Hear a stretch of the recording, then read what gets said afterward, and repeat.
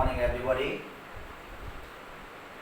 आज हम लोग देखेंगे डेटाबेस मैनेजमेंट सिस्टम का एक बहुत ही इम्पॉर्टेंट पार्ट, इसको कहते हैं एंटिटी रिलेशनशिप डायग्राम। सबसे पहले जानें कि एंटिटी रिलेशनशिप डायग्राम होता क्या है।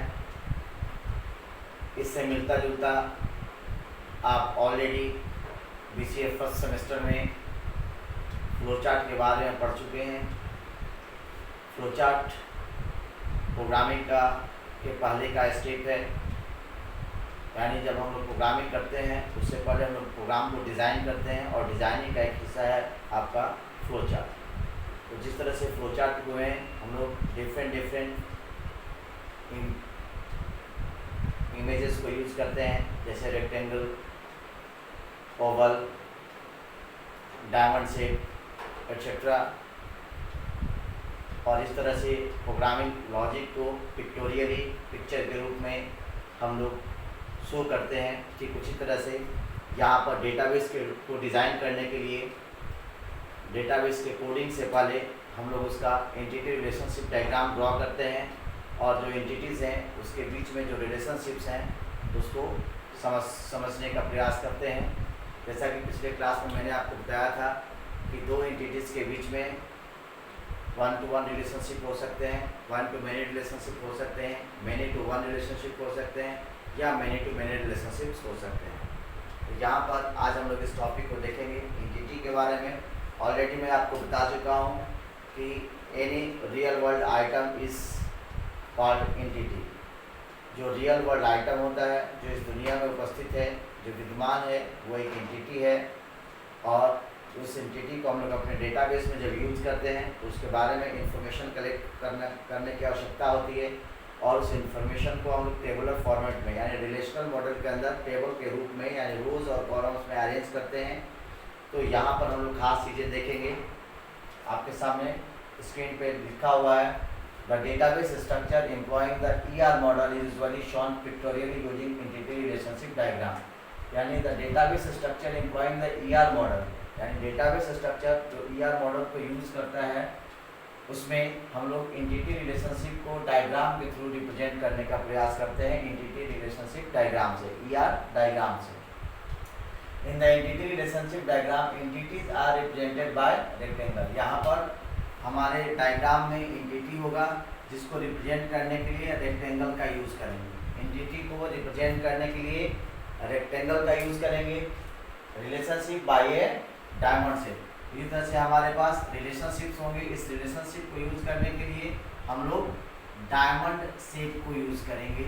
और एट्रीब्यूट्स के लिए हमारे पास जो एट्रीब्यूट्स हैं उसको यूज़ करने के लिए इलिप्सिस या ओवल्स का यूज़ करेंगे। तो यहाँ पर आपके सामने जैसा कि इमेज ड्रॉ किया हुआ है एंटिटी के लिए, रिलेशनशिप के लिए और एट्रीब्यूट के लिए, ये जो भी हमारे शेप्स होते हैं वो लेबल्ड होते हैं, इसलिए इनको लेबल्ड शेप कहते हैं। यानी हमारा labelled rectangle, labelled diamond shape और लेबल्ड इलिप्सिस या ओवल, इसका यूज करके हम लोग ER डायग्राम को ड्रॉ करते हैं और जो एंटिटीज हैं उसके रिलेशनशिप को स्टडी करते हैं। तो यहाँ पर हमने एक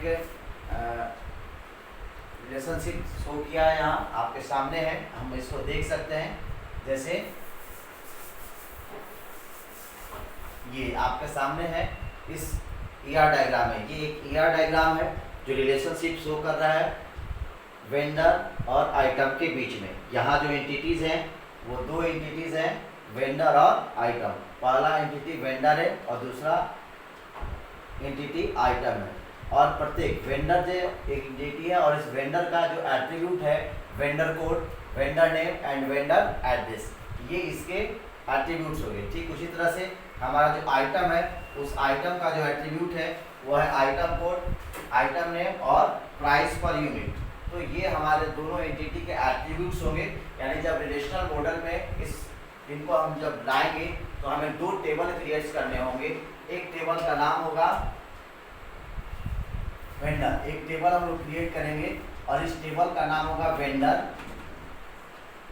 जिसमें 3 कॉलम्स होंगे और प्रत्येक एट्रीब्यूट्स कॉलम का हेडिंग होगा। जो भी एट्रीब्यूट होगा वो हमारे कॉलम्स का हेडिंग होगा।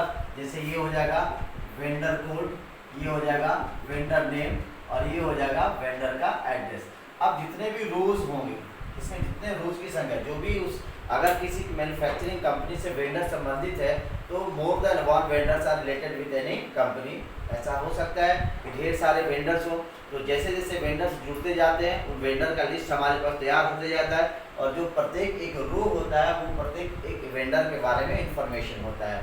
तो प्रत्येक एंटिटी का अपना एक आइडेंटिटी होता है, और उस आइडेंटिटी को शो करते हैं हम लोग एक पूरे के पूरे रो से, यानी पूरा का पूरा एक रो किसी इंडिविजुअल के बारे में, किसी पार्टिकुलर वेंडर का आइडेंटिटी शो करता है, जो किस वेंडर के बारे में हम लोग बात कर रहे हैं। तो जितने हमारे रोज होंगे उतने सारे वेंडर्स की संख्या जुड़ती चली जाएगी।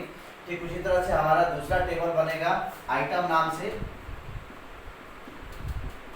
जिसमें 3 कॉलम्स होंगे, और तीनों कॉलम्स के जो हेडिंग होंगे, हमारे जो एट्रीब्यूट्स हैं, आइटम कोड, आइटम नेम और प्राइस पर यूनिट, तो ये हमारे 3 यहाँ पर एट्रीब्यूट्स होंगे।